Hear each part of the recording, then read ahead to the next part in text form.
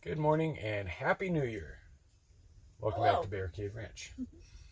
We are in our bed eating fudge because that's what you do on New Year's Day. Yep. And as promised, we are going to share our upcoming plans for 2020. Yep. So, to start, our first one is a water catch system. This will include things like a roof, the IBC water totes, and a pond. Like a little pond. So this will be at the other end of the property where it goes downhill pretty far. We can build a roof on the side of the hill with pipes that'll take it down to the bottom, fill up the totes. There'll be an overflow system there that'll feed into a pond. We'll tell you in a minute what the pond's for. But we want to use this for irrigating. So we'll have, wherever we have plants that need watered, we'll have kind of a system set up. So we can pull down here, fill up a tank, and go around and water everything.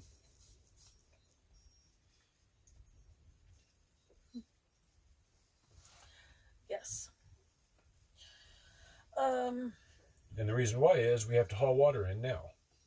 So if we can not have to use the water that we haul in, little earthquake there, the whole thing sideways now. Where'd he go? Where'd he go, Sambo? If we can not have to use that water for watering plants, that'd be great. Yep. We're also wanting to do a better winter water setup.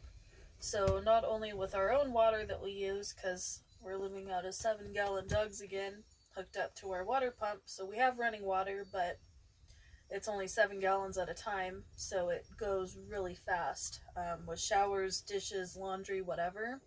Just constant monitoring and switching that over. And refilling. Yeah.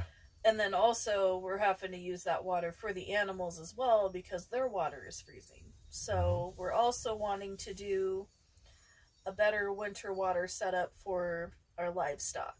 I got online, went to, Google and searched solar water heaters because that was my first intent, was just to look at something that was solar powered that would heat the water enough that it won't freeze. And what I found was a project. It's like a little mini greenhouse that you can build around a stock tank. And then you put the lid on top and you cut the hole so that they can get the water. But that's supposed to help keep the water from freezing for the most part. If it's super cold, negative 20 to negative 40 degrees, obviously water's going to freeze no matter what. But it will be, I guess, more helpful than what we have right now because it just freezes over almost every night. So yeah, we've been watering the animals probably 3 times a day. Yeah, some days a little more, but we've been using our little jugs to do so since October. There's a little period of time where it kind of warmed back up, but if we could, even extend it. It's January 1st and it's just, I think that solar system would still be working right now, basically. Mm-hmm. There might have been 2 or 3 days that it wouldn't have worked. So. But that's 2 or 3 days versus the last 45 plus. Yeah, exactly. And similar here, I guess we'll jump ahead. We want to build a wraparound deck for several reasons. But one is on this back side, we want to enclose it like a sunroom or a greenhouse, however you want to look at that, or have it enclosed in the winter time, because that will keep it warm for the water. It'll also provide some insulation and windbreak, because that's the direction the wind comes in most often. So it'll actually help keep the trailer warmer too. Mm-hmm. And the front part of the deck is mainly to keep the mud and crap, give us somewhere to go that we're not standing in mud. Yeah. Sticky, gooey sludge. Of course, one of the best things about being out here is we get to have animals. More animals. We're going to have more animals this year. We already have goats. We have 3 goats and 26 chickens. 26 chickens now. Because we lost a bunch. But we are going to get more chickens. We're going to add rabbits this year in the spring. Rabbits as a meat source primarily, but also as an income source. We can sell rabbits and the excess and things like that. There's not really anyone here that does that. Yeah, we found just talking to people, and they're like, hey, what are you guys doing out there? And we're kind of telling them our plans, and they're like, oh, when you get rabbits, let me know. We'll buy rabbits. Everybody out here wants rabbit. Rabbit is good food. And there just seems to be nobody really breeding them right in this area. So, 30 miles away, I think, is the closest, both ways. Yeah. So, that we've been able to find. So, yeah. And even then, a lot of the ones that do, they're just kind of doing it for themselves. So, anything we can do to use that as either a bartering item or sell for cash. So, sometimes you can get a much better deal bartering. You know, I can get $5 to $8 a rabbit. I can probably get $20 worth of building material out of that rabbit. Yep. So that would actually be better. We're also going to add more chicks, ducks, guineas, a billy goat for the goats we have currently, so that we can get them pregnant and start getting some goat milk. Yeah. Getting something from them. Not sour cream. Yes, sour cream. You can make cheese and butter and ice cream, and she seems to think sour cream is a good idea. Yeah. We need you guys to comment below how terrible of an idea that is, so that That's a great idea. It's not. You can seriously comment whatever you want about sour cream, but we're going to learn that it's good. I'm not going to learn it's that. It's good for the soul. It's not. It's terrible, and it's disgusting. We also might do geese. Geese are scary animals. They are scary. They're terrifying. But they also actually I'm terrified of geese. scare away coyotes. So every animal that we have out here needs to serve a purpose. Even our cats keep the mice and rodents down, which is good. Because it keeps the snakes away. Yep. Which also keeps the hawks away. Yep. Because there's no, other things for them to get. And it helps keep them from getting into the feed and all that. So every animal should have a purpose. The purpose of geese will be to basically, and guinea hens too, they watch over the flock and alert if there's predators around, and helps to scare the predators off, or at least lets us know that they're around so that we can go dispatch them.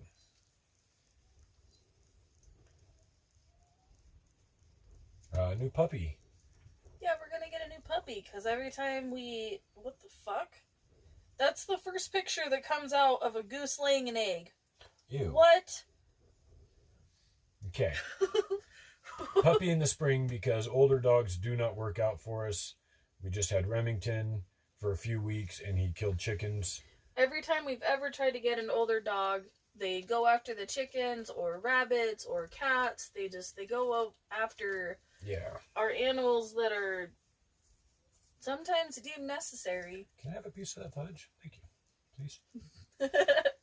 So, we're going to start with a puppy like we did with Kanik. We got her when she was just over 8 weeks old. She is now 9 months old. The worst she's ever done is chase the chickens for fun. She messes with the cats for fun because she's bored right now and doesn't have anyone to play with. No other big dogs are around to play with her, and Kylo's terrified of her. So, we're wanting to get another large breed puppy and just train it right from the start, so that we don't have issues with it attacking chickens or rabbits or cats or anything. But that also needs to be in the spring or summer, because you got to housebreak a puppy. And doing that in the winter when it's really cold out when they need to go in and out constantly, and Yeah. with us working away from home for 4 to 5 hours a day, it's hard to. We wouldn't be able to leave it outside or anything, and Yeah, and that's not a good situation. So, I'll wait. Thank you. Another plan is to put in a rock garden. There's number one. There's a lot of cool rocks around that we can find. mm-hmm. Both here, right around the property, and very short drives. So. Yep. And we like rocks. We've already collected a bunch of them, so we already have our start. Mm-hmm. But we want to take on a project that's not really a necessity. It'll be just for fun and entertainment. But we can use a rock garden, have a little sitting area with maybe a fire pit, some solar lights and things like that, just to make it an enjoyable space. Do some easy plants, maybe some wildflowers or succulents or something that don't require a whole lot of maintenance. Yep. So this can be something that we can kind of put in and then just enjoy it and not have any type of upkeep to it, really, or very little. Yeah. And it's good to have that break away from, everything is a necessity out here. It's nice to just have a spot that we can just go and kind of relax and enjoy. Drink our morning coffee or have some iced tea in the evening or a beer. Have a mimosa or a Bloody Mary. At 6 a.m. Yeah. A big thing that we need to get done this year is a greenhouse. That's going to allow for all kinds of stuff. Number one, that's going to allow us to do the gardening that we need. We live in an area that has a 90-day growing season, which sounds like a lot. It's not. It's not at all. The place that Idaho that we came from, it had 120 days of growing. So it was okay to put your plants out in May and you would have produce in July. Here you have to wait until after May, usually about mid-June, to put your plants out. And it starts freezing at the beginning of September. We even had some frost nights in July. Yeah. This past year. That we had to go and put our covers out. So we definitely need a greenhouse in order to have a garden and be able to get produce from that garden. We're also going to be doing some planting of some wildflowers and some other, plants that could be native to this area or that will do really well in this area with very little water. Just so that we can add some more flora and fauna. Yeah, flora and fauna into our area.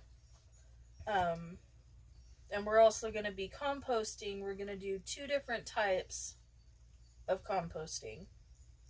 We're going to do the regular, I think, a heap compost. Yeah, just the regular compost pile. Which could take 1 to 3 years to finally start producing the compost that you want. And then we're also going to do a vermicomposting, which has to do with worms. We're going to do that to get a start of compost this year. Well, we'll get a start of compost this year that will be usable. Also, we'll be producing worms. Yep. And we also want to do mealworms. Yep. So the vermicomposting is red wigglers. And then we'll do mealworms because both of those are really good for your chickens. Yep, they offer a lot of protein for them and a lot of, nutrients that they need to help produce their eggs and whatnot. And we're also going to do fodder, which you can use that for your chickens, your rabbits, your goats. I found that out. You can use it for goats. Oh, good. And what fodder is, it's just basically the first sprouts of a grain that you decide to do. So you can do barley, You can do wheat. You can do, I don't know, all different kinds. I'll pull up the list here. You can do alfalfa. Apparently, some people are doing kale and turnips. You can do clovers, all different kinds of grasses. You can do your Timothy grass, which is really good for your rabbits. Yep. You can also do like corn and oats and things like that too. But that'll help with our feed bill. That'll also provide some nutrients, some extra nutrients to the animals, because we just don't have like patches of grass for them to eat and stuff like that. We have sagebrush, which the goats do like sagebrush, but the chickens don't. They don't eat that. And it's not very nutritious. Like, it doesn't hurt them to eat it, but it doesn't really do them any good either. So we're gonna do all of that stuff with our greenhouse and gardening and all that stuff. Yep. We also want to do a root cellar. Root cellars are really good because they are more temperature controlled just on their own naturally, and that will give us good storage for food. For all the canning of our vegetables from our garden. Canning, dried foods, like everything can store down there. Also, we do want to get a freezer, and in the root cellar would be a really good place for the freezer as long as we can keep it dry, because it's a pretty consistent temperature all year. So we don't need to worry about it running crazy during the summer and stuff like that. Yeah. We're also wanting to do a hunting license and a trapping license.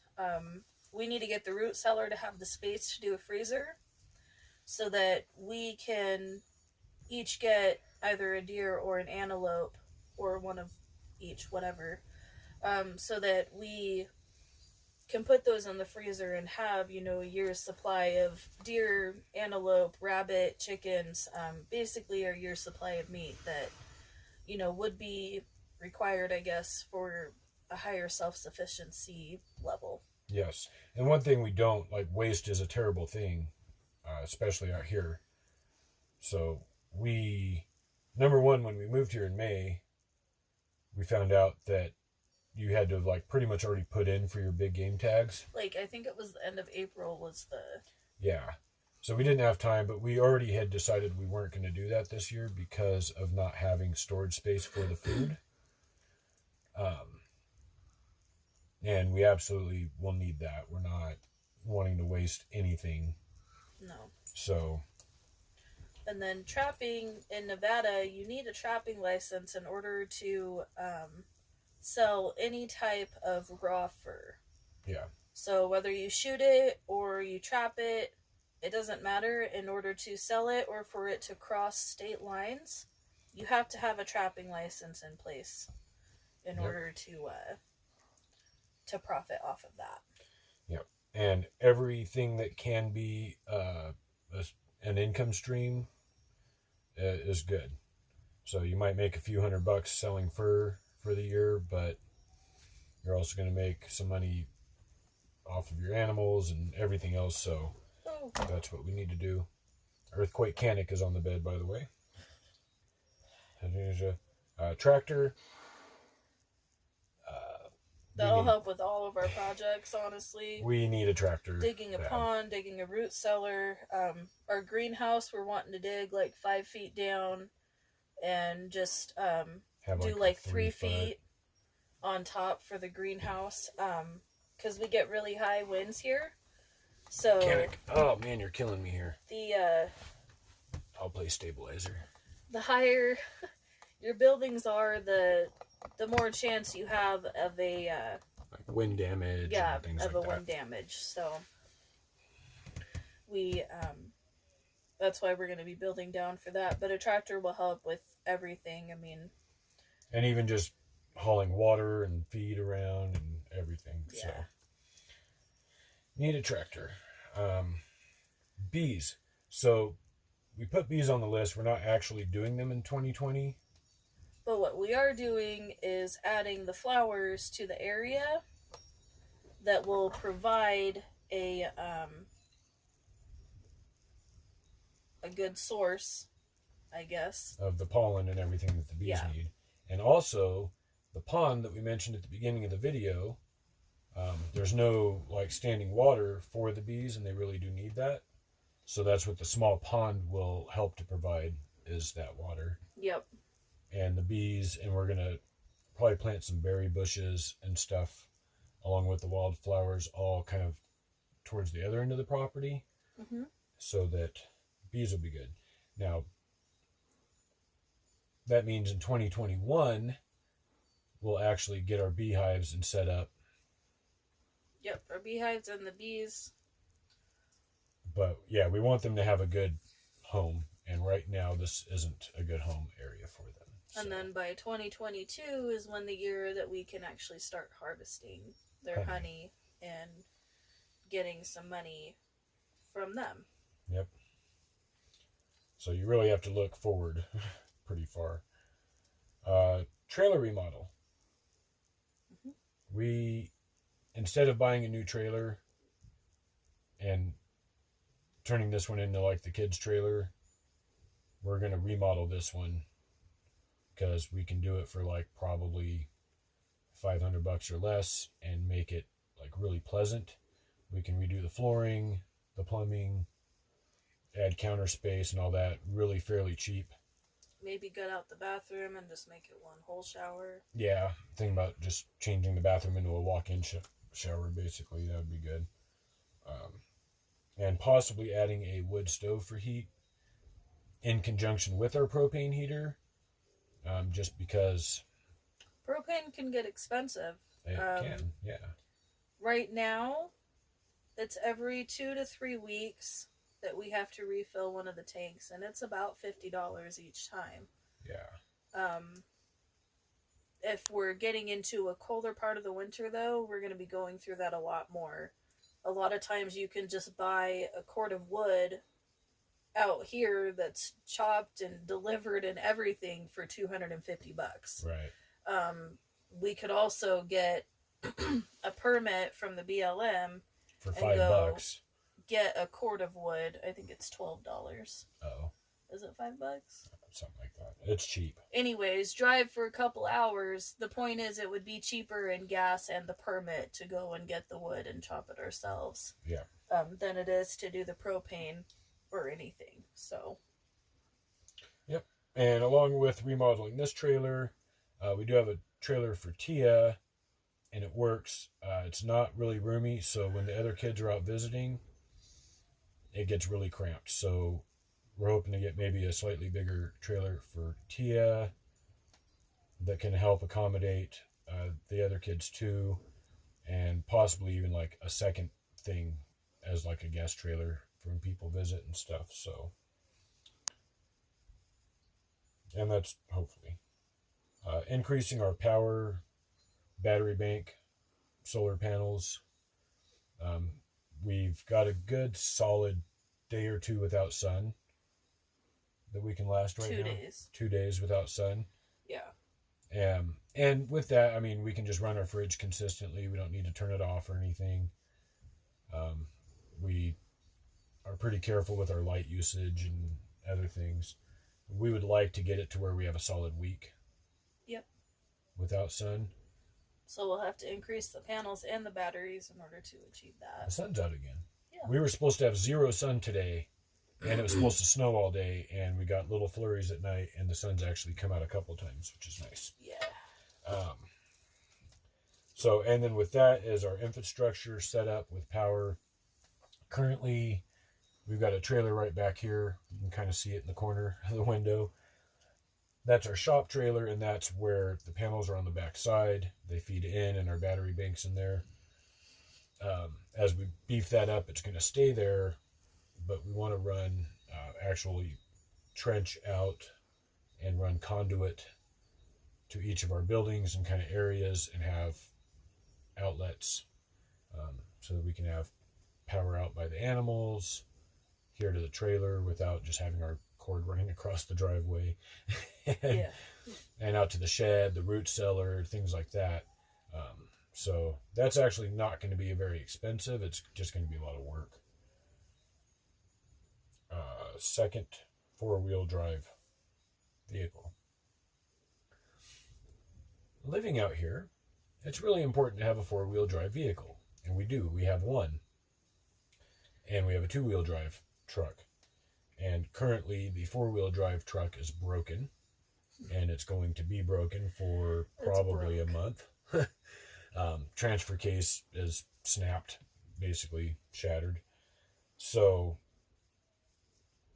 it's not shattered. It's just there's a very big crack all the way around. It's like the Grand Canyon of cracks, though. It's huge. It's like the Grand Canyon of cracks. The point is, we can't drive it. It's not safe No, at we all. cannot. It will finish breaking, and then the drive shaft will drop, and that's terrible. So we've got it parked. Right now, the two-wheel drive vehicle is still okay, but if we would have gotten 4 inches of snow today, like the forecast said, yeah, we would stuck. probably not be leaving tomorrow. Yeah. So always need to have a backup. So a second four-wheel drive vehicle would be really good. And we do have the dirt bikes, which work great in the summer, but when it's muddy and stuff, they're not so good. So we'd still like to get four-wheelers or side-by-side or something like that. Those are good for transportation, but also for work around here. Four-wheeler can use a small trailer and haul feed and water and stuff around. So there's some upgrading of vehicles, I guess, we need to do. Yep.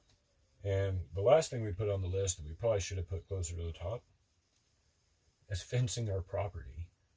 We forgot about it, though, until almost the end. We need to fence our property. We have 6.5 acres, and none of it's fenced except for like the goat pen, obviously. And the chicken coop. And the chicken coop. But, okay. Yeah. But we need to actually fence off the border of the property.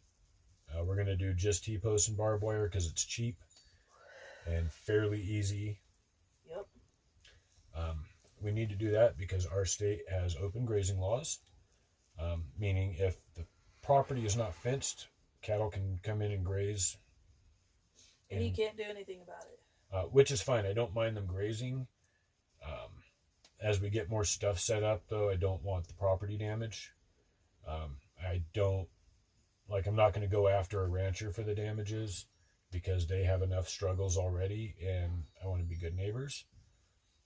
So I need to have that responsibility. But if we set up a pond to water our plants and stuff, we don't want that pond to get contaminated and then it's just going to, ruin our plants and we'll make it not edible anymore and all that stuff. So, and of course, property laws being what they are, if some nitwit comes walking across our land and hurts himself and he realizes that he's on private property, he could actually come after us in court.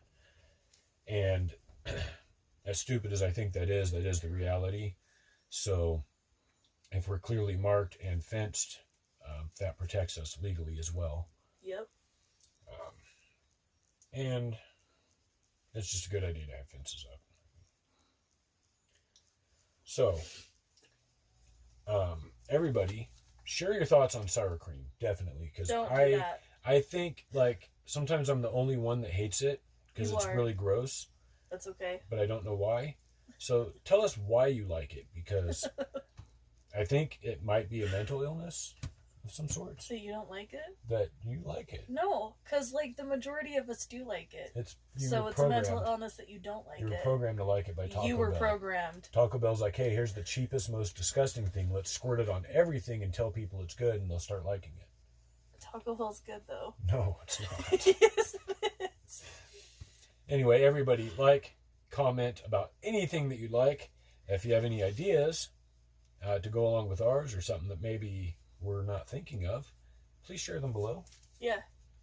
And follow us on Facebook. And Twitter. And Twitter. I said Twitter. I know, I did too. And we will see you next time.